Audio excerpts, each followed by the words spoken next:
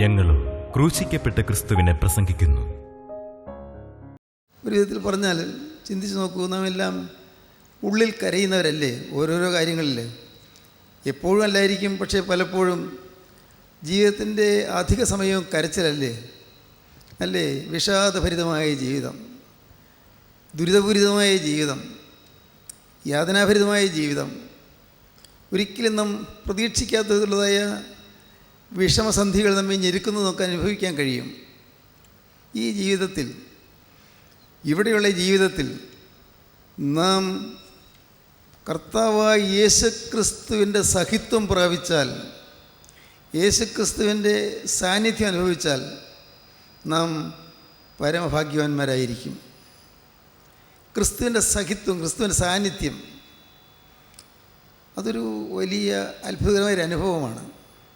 എപ്പോഴും ക്രിസ്തു എൻ്റെ കൂടെ നിൽക്കുന്നുള്ളതായൊരു ഉറപ്പ്, ഉറങ്ങാൻ കിടക്കുമ്പോഴും ക്രിസ്തു എൻ്റെ കിടക്കയിലുണ്ടെന്നുള്ളൊരു ഉറപ്പ്, ക്രിസ്തുവിൻ്റെ തൃക്കരവിനെ തലോടുന്നു എന്നുള്ളൊരു ഉറപ്പ്, ഭക്ഷണം കഴിക്കുമ്പോഴും നാം ജോലി കാര്യങ്ങളിൽ ഇടപെടുമ്പോഴും എപ്പോഴും ക്രിസ്തു എൻ്റെ കൂടെ, യേശു ക്രിസ്തു എൻ്റെ കൂടെ. എന്തൊരു ഭാഗ്യാനുഭവമാണത്. പ്രിയപ്പെട്ടവരെ, നമ്മുടെ വലിയ തത്വം ഇന്നവിടൊന്നും പഠിക്കണമെന്നില്ല, വലിയ പാണ്ഡിത്യം നേടണമെന്നുമില്ല. ഒരേ ഒരു കാര്യം, യേശു ക്രിസ്തു എന്നോട് കൂടെ രാവും പകലും ഉണ്ടായിരിക്കണം. എന്തെല്ലാം എനിക്ക് നഷ്ടപ്പെട്ടാലും, ആരെല്ലാം എന്നെ വെറുത്താലും, ആരെല്ലാം എന്നെ എതിർത്താലും ചെറുത്താലും, ആരെല്ലാം എന്നെ തെറ്റിദ്ധരിച്ചാലും യേശുക്രിസ്തുവിൻ്റെ സാന്നിധ്യം എനിക്ക് ഉണ്ടായിരിക്കണം.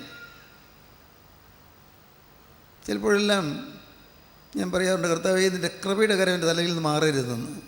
കൃപയുടെ കരം എന്നിൽ നിന്ന് മാറരുത്. മനുഷ്യൻ അവൻ ബലഹീനനാണ്. പാപത്തിൻ്റെ പ്രകടമായ പ്രവൃത്തികളിലേക്കൊന്നും പോവുക സാധാരണഗതിയിൽ ഇപ്പോൾ ഈ നമ്മുടെ കൂട്ടായ്മയിൽ വരുന്ന ആർക്കും പാപത്തിൻ്റെ അങ്ങനെയുള്ള പ്രവൃത്തികളിലേക്കൊന്നും പോകാൻ സാധ്യതയില്ല.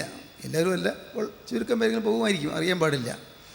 പക്ഷേ പ്രകടമായ പാപത്തിൻ്റെ പ്രവൃത്തിക്കൊന്നും പോയില്ലെങ്കിൽ പോലും ഈ കൃപയുടെ കരം നമ്മിൽ നിന്ന് മാറാതിരിക്കാൻ നാം എപ്പോഴും ജാഗ്രത പാലിക്കേണ്ടവരാണ്.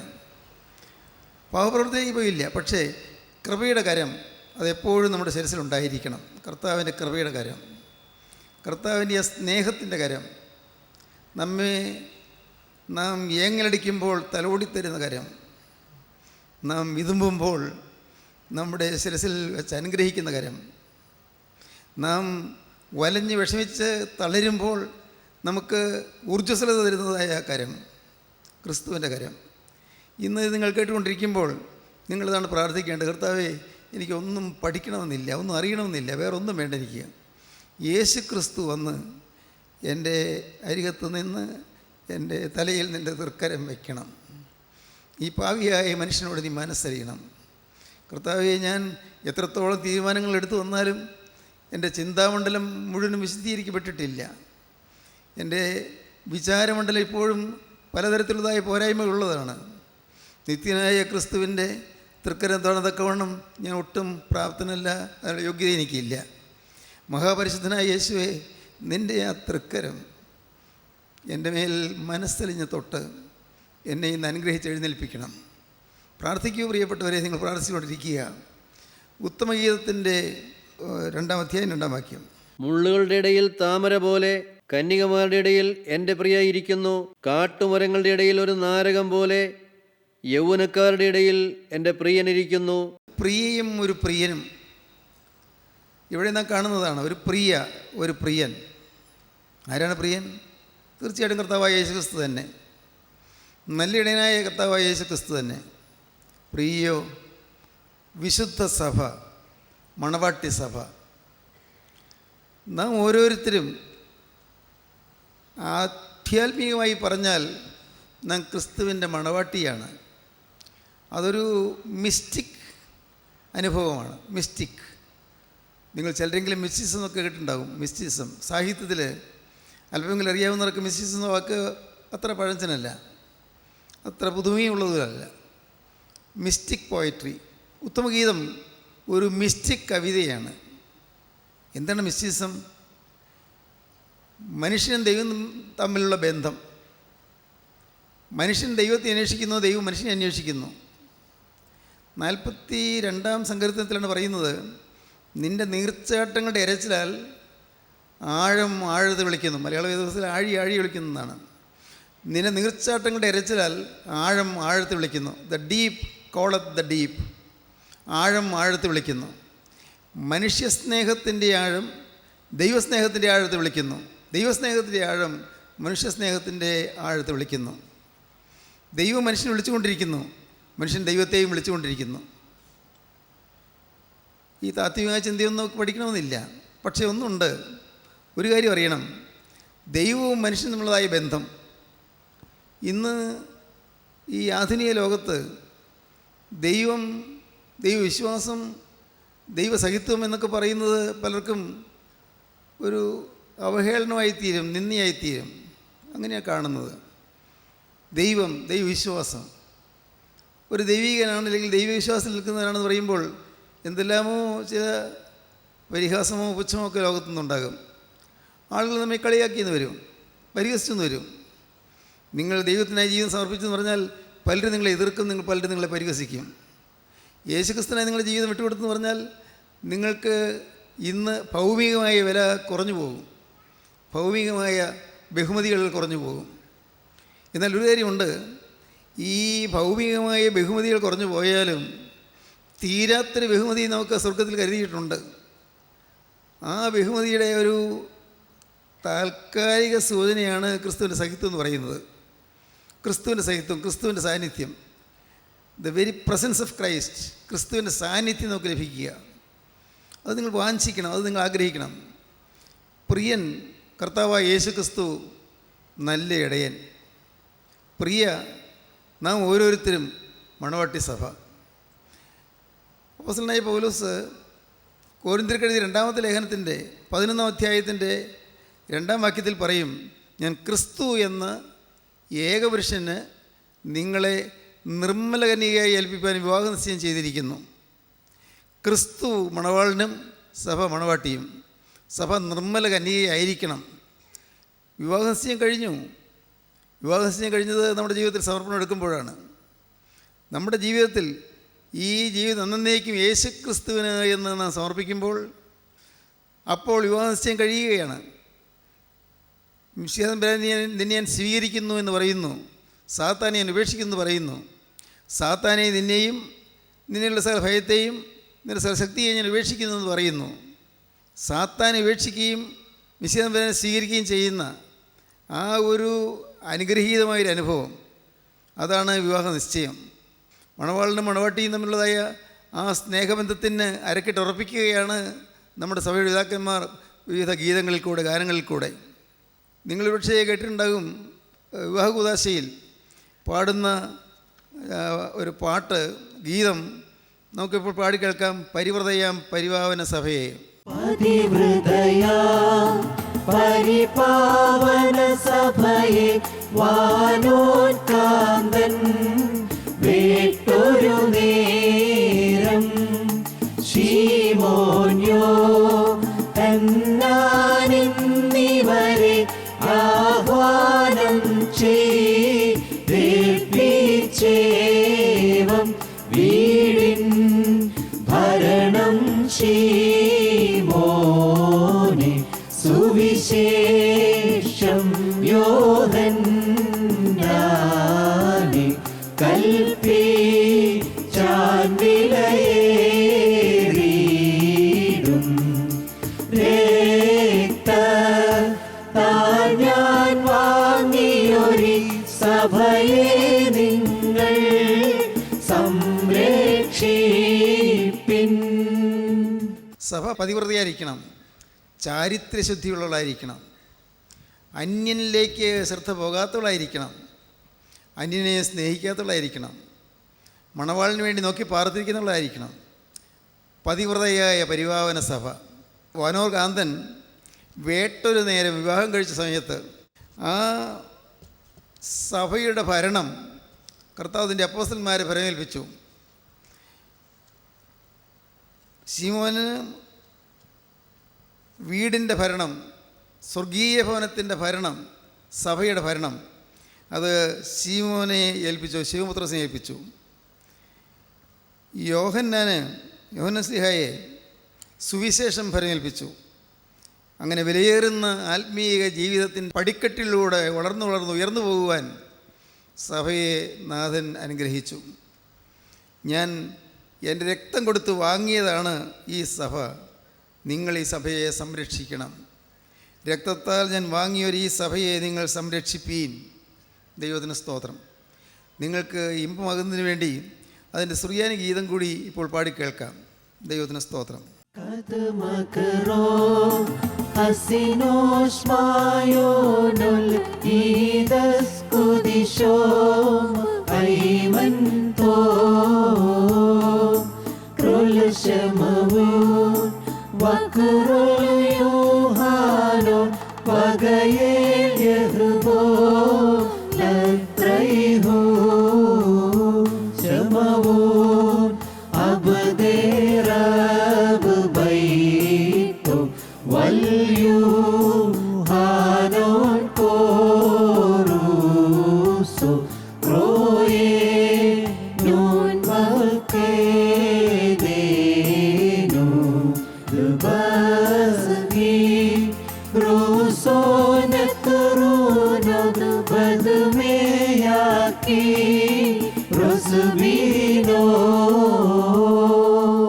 ക്രിസ്തു മണവാളനും സഭ മണവാട്ടിയും. ആ പ്രമേയമാണ്, ആ മഹത്തായ ആശയമാണ് ഉത്തമഗീതത്തിൻ്റെ അടിസ്ഥാന പ്രമാണം. ഉത്തമഗീതം വെറുതെ വായിച്ചു പോയാൽ ഇതൊരു പ്രേമകാവ്യം പോലെ തോന്നും, ഒരു പ്രേമ കവിത, ഒരു മിസ്റ്റിക് പോയട്രി എന്ന് പോലും മനസ്സിലാവുകയില്ല. എന്നാൽ അതിൻ്റെ ആഴങ്ങളിലേക്ക് ദൈവത്തിൻ്റെ പരിശുദ്ധാത്മാവ് നയിക്കുന്നത് ക്രിസ്തുവും സഭയും തമ്മിലുള്ള ബന്ധത്തെക്കുറിച്ചാണ്. ഒരു അർഹതയുമില്ലാത്ത ഈ ഗ്രാമീണ കന്യകയായ ശൂലേമിയെ ഈ നല്ല ഇടയൻ, ഈ ശ്രേഷ്ഠ ഇടയൻ, ഈ വലിയ ഇടയൻ വിവാഹം കഴിക്കാൻ തീരുമാനിച്ചു എന്നുള്ളത്, ആ സ്നേഹബന്ധത്തിലേക്ക് ആകർഷിക്കപ്പെട്ടു എന്നുള്ളത് എന്തൊരത്ഭുതം എന്ന് സഭ ആശ്വാസത്തോടെ പ്രസ്താവിക്കുന്നതാണത്. വിശ്വാസിനിയായ സഭ സ്തുതിഗീതത്താൽ നാഥനെ കീർത്തിക്കുന്നു. വിശ്വസ്തേ സഭയെ, നീ എന്തിന് ഭയപ്പെടണം? നിൻ്റെ ഉള്ളിൽ അല്പം പോലും ക്ലേശം വേണ്ട. വിശ്വസ്തേ സഭയെ, വിശ്വസ്തേ സഭയെ, ഭയമെന്നുള്ളിൽ ക്ലേശം ലേശം വേണ്ട. അപരനെ നീ മോഹിക്കാത്തതിനാൽ നിന്നെ ഞാനും കൈവെടികില്ല. ലോകത്തിനവസാനത്തിൽ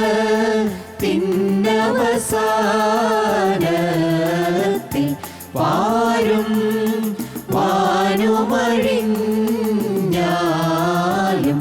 വാഴും നീയാപത്തന്നെ.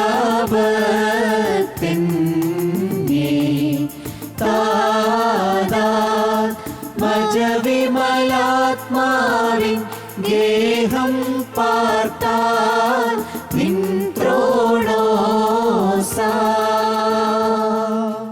മണവാട്ടി സഭയെ, നീ ദുഃഖിക്കേണ്ട, നീ ക്ലേശിക്കേണ്ട. നിന്റെ നാഥൻ നിന്നെ സംരക്ഷിച്ചുകൊള്ളും.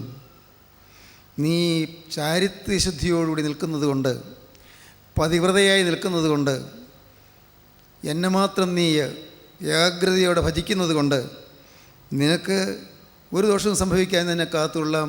ക്ലേശം വേണ്ട, നിന്നെ ഞാനും കൈവിടുകയില്ല.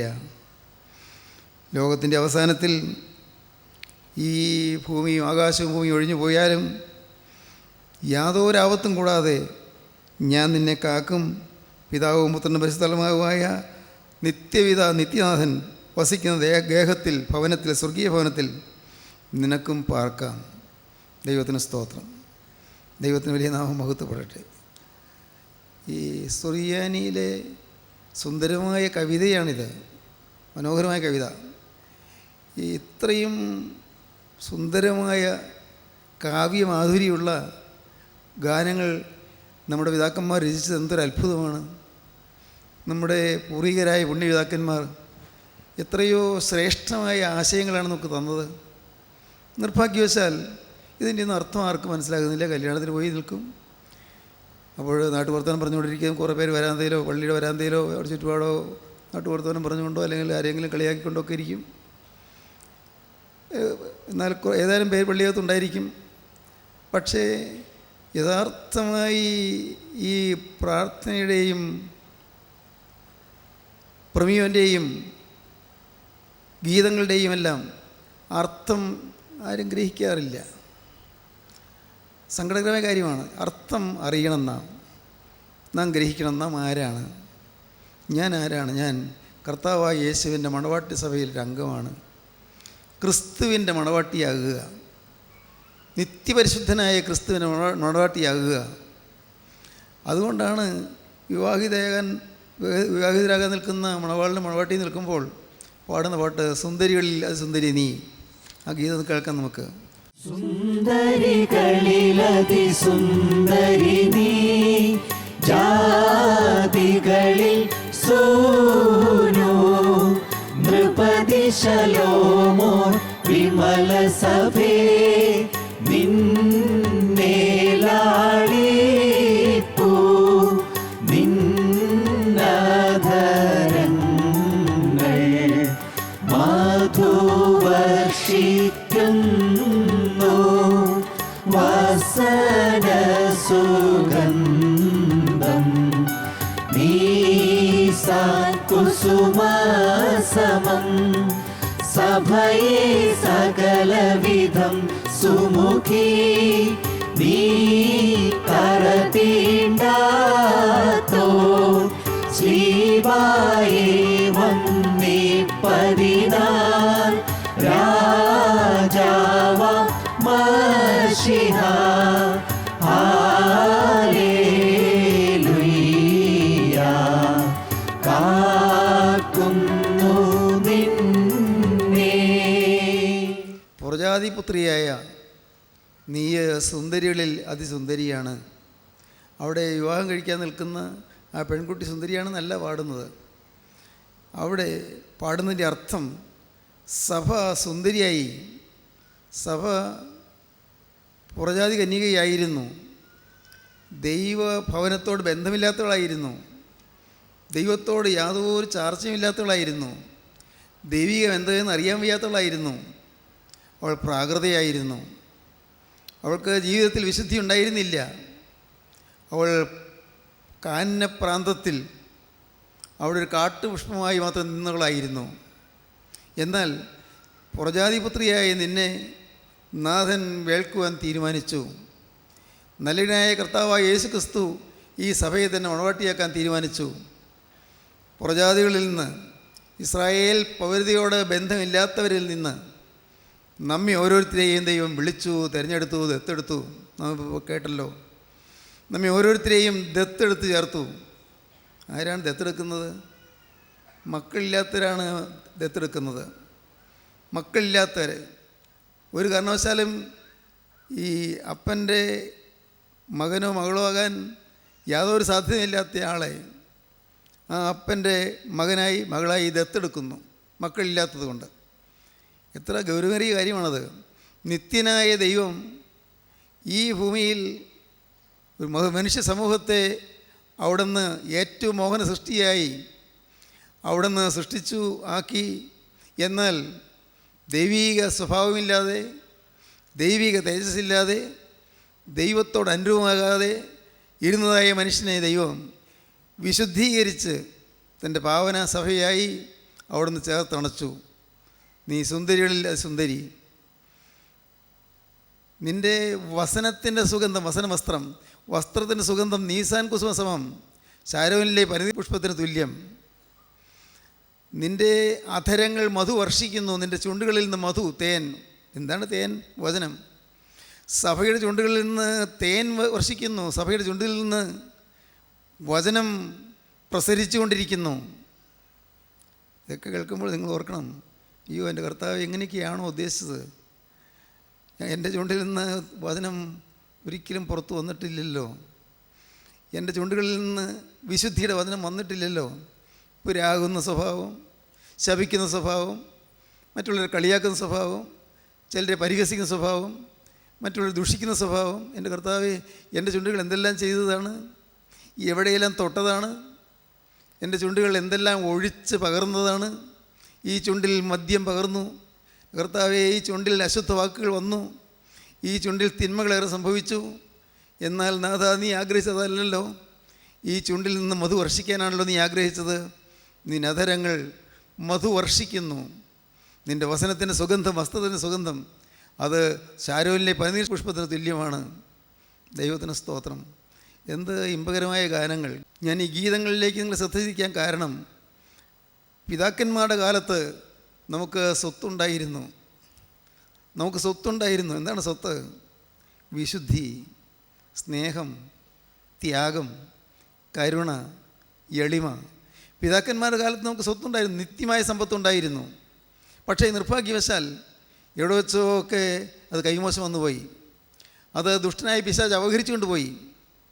ഇന്ന് ഈ സത്യം ഗ്രഹിക്കുന്ന സമൂഹം തുലവും ചുരുക്കമാണ്.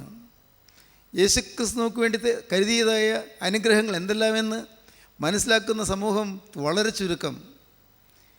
ചില ചടങ്ങുകൾ ആചരിച്ചുകൊണ്ട് പോകുന്നുണ്ട്. ഇതെല്ലാം ഗീതങ്ങൾ പാടും, നല്ല മനോഹരമായ താളമേളാദികളോടുകൂടി രാഗലയത്തോടുകൂടി സുന്ദരമായ ഗീതങ്ങൾ ആലപിക്കും. പക്ഷേ ആര് കേൾക്കാൻ, ആര് ശ്രദ്ധിക്കാൻ, ആരതിൻ്റെ അർത്ഥം അറിയാൻ? ഒന്ന് മാത്രം നിങ്ങൾ പറയുന്നു, നിങ്ങൾ ക്രിസ്തുവിന് മണവാട്ടിയാണ് എന്ന സത്യം നിങ്ങൾ ഗ്രഹിക്കുക. ഉത്തമ ഗീതത്തിൻ്റെ മറ്റ് ഭാഗങ്ങളെല്ലാം ഇനിയുള്ള അവസരങ്ങൾ പിന്നീട് പറഞ്ഞുകൊള്ളാം. കർത്താവിന് സ്തോത്രം. ഈ ദിവസങ്ങളിൽ നിങ്ങൾ ദയവായി നിങ്ങൾ ക്രിസ്തുവിനായി നിങ്ങൾ തന്നെ സമർപ്പിക്കുക. നിങ്ങളുടെ ഹൃദയം കർത്താവിന് വിട്ടുകൊടുക്കുക. ഇപ്പോൾ നിങ്ങൾക്ക് അതിനുള്ള സമയമാണ്. നിങ്ങളുടെ ഹൃദയം കർത്താവിന് കൊടുക്കുക. കർത്താവേ, ഇന്ന് ഈ ദൂത് ഞാൻ കേട്ടു. നിൻ്റെ ആഗ്രഹം ഞാൻ അറിഞ്ഞു. എന്നെക്കുറിച്ചുള്ള നിൻ്റെ വാഞ്ച ഞാൻ അറിഞ്ഞു. എന്നെക്കുറിച്ചുള്ള നിൻ്റെ പ്രതീക്ഷ ഞാൻ അറിഞ്ഞു. എനിക്ക് മനസ്സിലായി ഞാൻ ഒരു വിശുദ്ധനായി നിൽക്കണമെന്നുള്ളതാണ് നിൻ്റെ പ്രതീക്ഷ. എനിക്ക് മനസ്സിലായി കർത്താവേ. യേശുവേ, ഇന്ന് എനിക്ക് മനസ്സിലായി എന്നെക്കുറിച്ചുള്ള എൻ്റെ പ്രതീക്ഷ ഞാൻ ശുദ്ധിമതിയായി ജീവിക്കണമെന്നാണ്. എനിക്ക് മനസ്സിലായി നാഥ, ഞാൻ എൻ്റെ വീട്ടിലും എൻ്റെ നാടിനും ഞാൻ അനുഗ്രഹമായി തീരണമെന്നാണ് നിൻ്റെ ആഗ്രഹം. ഞാനത് മനസ്സിലാക്കി കർത്താവേ. എൻ്റെ ഇടവകയിലും എൻ്റെ സഭയിലും, ഞാൻ ചേർന്ന് നിൽക്കുന്ന സഭയിലും ഞാൻ അനുഗ്രഹമായി തീരണമെന്നാണ് നിൻ്റെ വാഞ്ച. ഞാൻ അറിഞ്ഞു കർത്താവേ, ഞാൻ മനസ്സിലാക്കി. ഇന്നു മുതൽ ഇതാ ഞാൻ എന്നെ തന്നെ ഒരു പുതിയ സൃഷ്ടിയായതിനു മുമ്പാകെ ഞാൻ സമർപ്പിക്കുകയാണ്. നിങ്ങൾ സമർപ്പിക്കുക പ്രിയപ്പെട്ടവരെ. ഒരു പുതിയ സൃഷ്ടിയായി നിങ്ങൾക്ക് എഴുന്നേറ്റ് വരാം. ഒരു പുതിയ അനുഭവത്തിലേക്ക് നിങ്ങൾക്ക് വരാം. അനുഗ്രഹം പ്രാപിക്കാം. കുടുംബം സ്വർഗമാക്കി മാറ്റാം. കുടുംബം സ്വർഗമായി മാറുക. ഹല്ലേലൂയ, ദൈവത്തിന് സ്തോത്രം. അനുഗ്രഹകരമായ സ്വർഗീയ ജീവിതത്തിൻ്റെ ശോഭനമായ ഭാവിയിലേക്ക് കർത്താവ് നിങ്ങൾ മാടി മാടി വിളിക്കുകയാണ്. എല്ലാവരെയും ക്ഷണിക്കുകയാണ്. വരൂ മകനെ, വരൂ മകളെ, വരൂ. ഈ അനുഗ്രഹത്തിൻ്റെ ബന്ധാവിലൂടെ യാത്ര ചെയ്യുവാൻ നീ ഒരുങ്ങുമോ എന്ന് കർത്താവ് വിളിക്കുന്നു. നിങ്ങൾ കർത്താവിനെ സ്വീകരിപ്പീൻ, യേശുവിനെ സ്വീകരിപ്പീൻ. യേശു നിങ്ങളുടെ അരികത്തേക്ക് വന്നിരിക്കുന്നു. നിങ്ങൾ സമീപത്ത് നിൽക്കുന്നു. യേശുവിനെ വിളിപ്പീൻ, യേശുവിനെ സ്വീകരിപ്പീൻ, യേശുവിനെ നിങ്ങൾ ഹൃദയം തുറക്കുവീൻ. നാഥ, ഇന്നു മുതൽ എൻ്റെ യേശുവേ, ഞാൻ നിൻ്റെ വക. എൻ്റെ യേശുവേ, നിൻ്റെ തിരുരക്തത്താൽ നീ വീണ്ടെടുത്ത ഈ പാവപ്പെട്ട ഞാൻ നിൻ്റെ വകയായി ഇനിമേൽ ജീവിക്കുമെന്ന് നിങ്ങൾ ദൈവത്തോട് പറയുക. യേശുക്രിസ്തുവിൻ്റെ രക്തത്താൽ കർത്താവേ എന്നെ കഴുകണമേ നിങ്ങൾ പ്രാർത്ഥിക്കുക. യേശുവിൻ്റെ തിരുരക്തത്താൽ എന്നെ രൂപാന്തരപ്പെടുത്തണമേ എന്ന് പ്രാർത്ഥിക്കുക. ജീവിതം കർത്താവിൻ്റെ കരങ്ങളിലേക്ക് കൊടുക്കുക. നമുക്ക് പ്രാർത്ഥിക്കാം. കാരുണ്യവാനേ, മഹാപരിശുദ്ധനായ ഞങ്ങളുടെ സ്വർഗീയ പിതാവേ, ഈ മനോഹരമായ സമയത്തിനായി ഞങ്ങൾ നിന്നെ സ്തുതിക്കുന്നു.